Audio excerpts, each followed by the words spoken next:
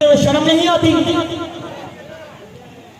मैं इंसानियत की तौहीन नहीं कर रहा, मैं तो नाटक करता पाया। मैं तो अपने बच्चे नचा के 2 टाइम का आटा इकट्ठा करता पाया जोड़ा 160 रुपये तिकर हो गया। मैं तो सिर्फ वो आटा इकट्ठा करने वास्ते तमाशा करता पाया यार, मैं कोई इंसानियत की तौहीन नहीं कर रहा। फिर ये मासूम बच्चे में इस तरह जानवर इस तरह नचा रहे हैं, इंसानियत की तौहीन नहीं और की है। मैनू भी इस गल का पता है कि इंसानियत की तौहीन जी है वो किसको कोई भी मजहब इंसानियत की तौहीन की इजाजत नहीं देगा, लेकिन मैं मजबूर है, मैं इंसानियत की तौहीन नहीं कर रहा। मैं तो नाटक करता पाया, नाटक करके अपने बच्चे को नचा के 2 टाइम का आटा इकट्ठा करता पाया। हो सकता है शाह साहब आ गए ने, ये मेरे 2.5 पाउंड की बोरी चुकवा देन, ये तो मेरा महीना रंग जिवे यार। मैं तमाशा बंद कर दे। मेरा तमाशा बंद करवाना है जेड़ा 76 साल तो कश्मीर च कतलो गारत का तमाशा लगा हुआ है, साड़ियां धियां भैनों की इस्लाम लुटन के कश्मीर च तमाशे लगे हुए हैं, वो किन्होंने बंद कराने ने? जेड़े बोस्निया च कतलो गारत के तमाशे लगे ने, फलस्तीन च तमाशे लगे ने कतलो गारत के, वो किन्होंने बंद कराने ने? ते जेड़े मुल्क पाकिस्तान दे विच महंगाई के तमाशे लगे ने, ओए एक किन्होंने बंद कराने ने? ओए तू मेरा तमाशा बंद कराना गया, मेरा भी तमाशा बंद कराओ।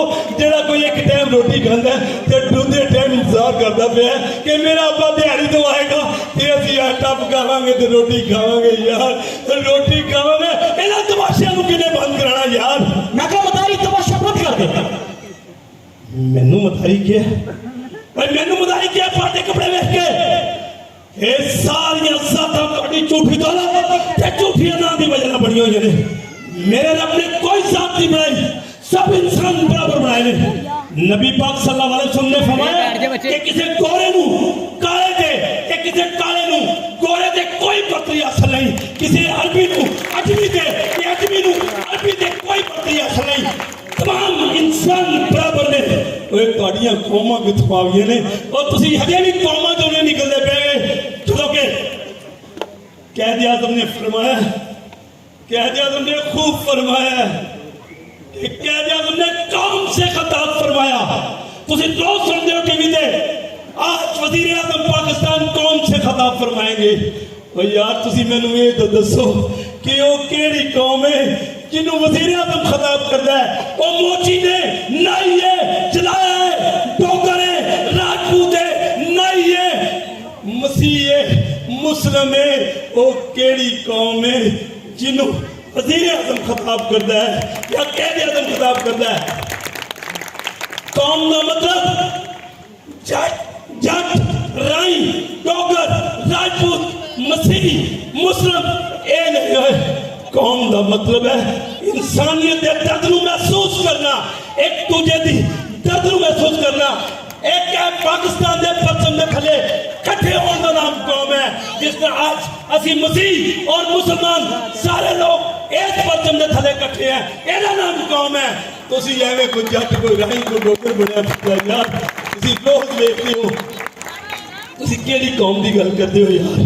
मदारी का दौर क्या चला? जब नाई का बेटा नाई ते मोची का बेटा मोची होता सी, हुण कंप्यूटर का दौर है। इस बच्चे को स्कूल दे विच दाखिल करवा।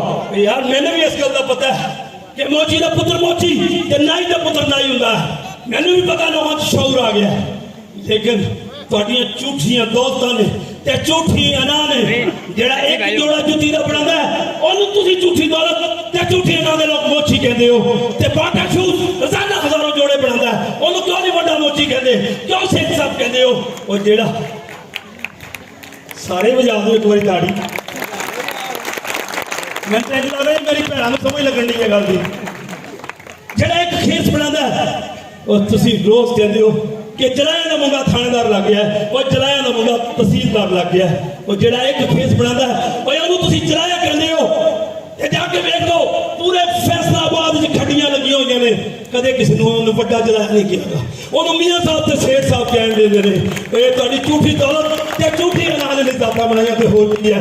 इस जातां च इन्हां कौमां चों निकलो ते एक दूजे का दर्द महसूस करो यार, इंसानियत का दर्द महसूस करो। मदारी मैं तेन कहने की कोशिश कर रहा हूं, कंप्यूटर दौर है। इस बच्चे को स्कूल दे विच दाखिल करवा। यार मेरे को यूनीफॉर्म जो के पैसे नहीं है, ना मेरे को कापियां किताबों के पैसे ने। मैं चांद साहब को कई दफा पैसे लैके घरे आता, ਸਾਹਿਬ ਨੂੰ ਕਹਿੰਦੇ ਆਪਦੀ ਤਨਖਾਹ ਮੈਨੂੰ ਪਹੁੰਚਾ ਦਿਓ, ਇਹਦਾ ਤਾਂ ਮੇਰਾ ਗੁਜ਼ਾਰਾ ਹੋ ਸਕਦਾ। ਤੇ ਮੈਂ ਤਾਂ ਯਾਰ ਇਹਦੇ ਪੈਸੇ ਹੀ ਕੋਈ ਨਹੀਂ ਹੈਗੇ ਜਿੱਦੋਂ ਮੈਂ ਇਹ ਕੰਮ ਕਰਦਾ ਯਾਰ। मैं राशिद पट्टी साहब को कह के तेरे घर आटा भी सटवा देना, तेरे बच्चे स्कूल च दाखिल ही करवा देना। ਓਏ ਆਟਾ ਤਾਂ ਮੈਨੂੰ ਸ਼ਾਹ ਸਾਹਿਬ ਨੇ ਕਹਿਤਾ ਕਿ ਮੋਦੀ ਯਾਰ ਫਿਕਰ ਨਾ ਆਟੇ ਦੀ ਕਰ। ਇਹਨਾਂ ਨੇ ਮੈਨੂੰ ਕਹਿਤਾ ਕਿ ਤੂੰ ਫਿਕਰ ਨਾ ਕਰ, ਤੇ ਮੈਨੂੰ ਸਿਰਫ ਪੱਟੀ ਸਾਹਿਬ ਕੋਲ ਘਿਓ ਲੈ ਦੇ ਤਾਂ ਕਿ ਮੈਂ ਸਵੇਰੇ ਪਰੌਂਠੇ ਪਕਵਾ ਲਿਆ ਕਰਾਂ ਯਾਰ। ਤੇ ਬਾਕੀ ਇਨਸ਼ਾਅੱਲਾ ਮੈਂ ਸਾਰਾ ਕੰਮ ਕਰਦਾ ਮੈਂ ਯਾਰ। ਅੱਬਲ ਤੇ ਰਣਜੀਤ ਸਾਹਿਬ ਚਲੇ ਗਏ ਨੇ, ਉਹਨਾਂ ਦੀ ਸਿਹਤ ਤੋਂ ਹੀ ਇੰਜ ਲੱਗਦਾ ਉਹ ਦੂਰੋਂ ਉਹਨਾਂ ਨੂੰ ਵੇਖਦਾ ਤੇ ਉਹਨਾਂ ਨੇ ਇੰਜ ਹੀ ਗੱਲਾਂ ਵੀ ਹੁਣੇ 5000 ਫੜਾ ਦੇਣਗੇ ਤੇ ਮੈਨੂੰ ਨਜ਼ਰ ਨਹੀਂ ਆਣੇ ਕਿੱਧਰ ਖਿੱਚ ਰਹੇ ਨੇ। ਚਲੋ ਆ ਜਾਣਗੇ, ਉਹ ਮੇਰੇ ਕੋਲ ਮੁੱਕਰ ਦੇਣਗੇ। ਮੈਂ ਕਿਹੜੇ ਸਕੂਲ ਚ ਦਾਖਲ ਕਰਾਵਾਂ? मैं ताहिर नवीद साहब चौधरी साहब को कह के ते मनीर साहब के स्कूल में दाखिल करवाना। ਮਨੀਰ ਸਾਹਿਬ ਦੇ ਸਕੂਲ ਚ ਦਾਖਲ ਕਰਾਵਾਂ? ਯਾਰ ਤੇ ਰਣਜੀਤ ਸਾਹਿਬ ਦਾ ਸਕੂਲ ਸੋਹਣਾ ਨਹੀਂਗਾ? वो दोवें एक ही घर ने, जेड़े मर्जी स्कूल च दाखिल करवा दे, कोई टेंशन नहीं। ਤੇ ਮੇਰੇ ਕੋਲ ਫੀਸ ਤਾਂ ਨਹੀਂ ਲੈਣਗੇ? नहीं फीस नहीं लेंदे, बल्कि तेरे को हथों लेंगे। ਯਾਰ ਮੈਂ ਕਹਿੰਦਾ ਸ਼ਾਹ ਸਾਹਿਬ ਜੇ ਤੁਸੀਂ ਮੇਰੇ ਬੱਚੇ ਨੂੰ ਸਕੂਲ ਚ ਦਾਖਲ ਕਰਵਾ ਕੇ ਯੂਨੀਫਾਰਮ ਤੇ ਕਾਪੀਆਂ ਤੇ ਕਿਤਾਬਾਂ ਲੈ ਦਿਓ ਤੇ ਬਾਕੀ ਖਰਚਾ ਨਦੀਮ ਸਾਹਿਬ ਕਰ ਦੇਣ ਤੇ ਇਨਸ਼ਾਅੱਲਾ ਮੇਰਾ ਬੱਚਾ ਪੜ੍ਹ ਲਿਖ ਕੇ ਇੱਕ ਵੱਡਾ ਅਫਸਰ ਬਣ ਸਕਦਾ ਵਾ। ਜੇ ਤੁਸੀਂ ਵਾਅਦਾ ਕਰੋ ਤੇ ਮੈਂ ਆਪਣੇ ਬੱਚੇ ਨੂੰ ਦਿਖਾਉਂਦਾ ਹਾਂ। ਅੱਜ ਹੀ ਇਹ ਮਦਾਰੀ ਪੜਾ ਖਤਮ ਕਰ ਦੇਗਾ ਯਾਰ। मैं क्या मदारी टूणा खत्म करके समान नूं सुट दे। ਯਾਰ ਇਹ ਚ ਮੇਰਾ ਆਟਾ ਲੂਣ ਹੈ ਯਾਰ। आटा लून काट के सुट दे। ਤੇ ਜੇ ਮੈਂ ਇਹ ਸਮਾਨ ਸੁੱਟਦਾ ਤਾਂ ਮੇਰਾ ਕੀ ਬਣੇਗਾ? मैं शाह साहब को कह के तेरे कोई नौकरी दिला दूंगा।